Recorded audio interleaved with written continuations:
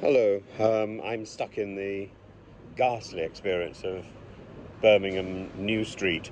I love walking past the Bull and watching it watch me, but the rest of the negotiation, trying to work out whether I'm in a green zone, a blue zone, or a red zone, is a nightmare, particularly when my ticket doesn't scan at the ticket gates at any point.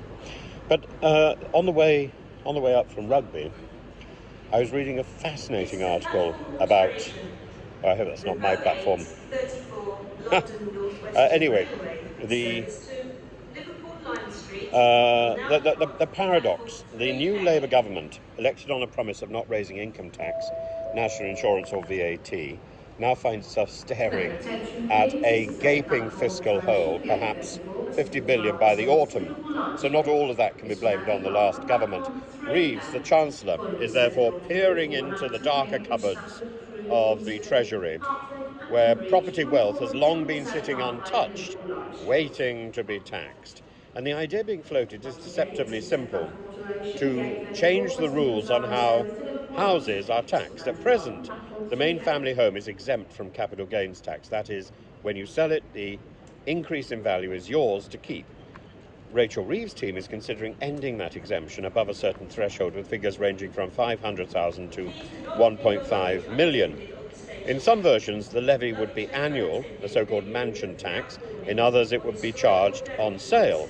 Either way, it would shift the burden from earned income to property wealth. Predictably, the knives are out. Kirsty Allsop, the doyen of daytime property television, has accused Reeves of wanting to punish people for buying their own homes, and she calls it a wealth tax in all but name, and warns that floating such plans destabilises the entire housing market. The Sun, never one to miss an emotive headline, brands this a tax on grieving families, pointing to those who may inherit a parent's home only to find a large tax bill attached.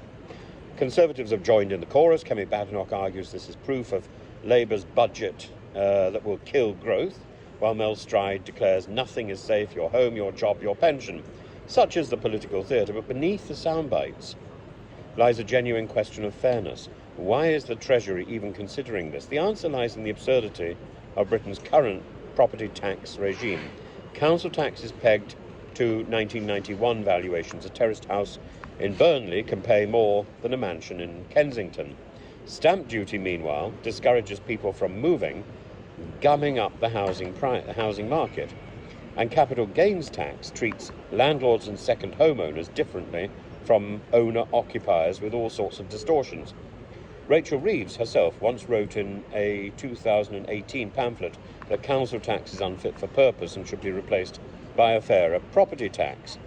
Angela Rayner, well, isn't that a poll tax? Angela Rayner has called for broader wealth taxes, and even Neil Kinnock has suggested a 2% levy on fortunes over £10 million.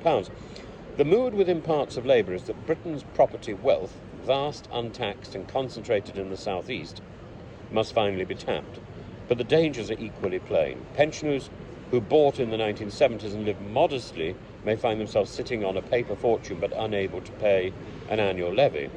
An inheritance tax could force the sale of family homes precisely at moments of grief, and as estate agents point out, such taxes can jam the market, discouraging sales and paradoxically reducing revenue. Jeremy Hunt, when he was Chancellor, cut capital gains tax on property precisely to encourage sales and boost receipts. Reeves risks doing the opposite. In a housing market already sluggish, she may add another layer of paralysis. There's also the question of symbolism. To attack income, the pay packet of working people, is electoral suicide. But to tax homes, the literal roof over one's head, feels dangerously close. Britain remains a property-obsessed nation. Home ownership is bound up with identity, sacrifice, and aspiration. And that's why Kirsty Allsop's words strike a chord. This is not just about money, it's about dignity. So, what should we make of it? On the one hand, the Chancellor is right to look at property. It's equitable that wealth accrued passively through decades of price inflation is protected while wages are taxed heavily. Is that fair?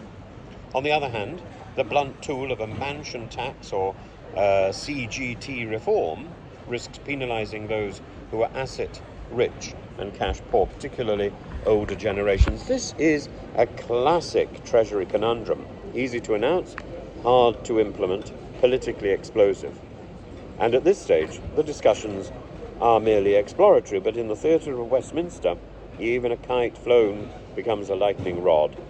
Reeves must therefore decide, will she dare to confront the sacred cow of property, or will she, like her predecessors, retreat in the face of middle-class fury? For now, the only certainty is that housing, that most emotive of British assets, has returned to the very centre of political debate.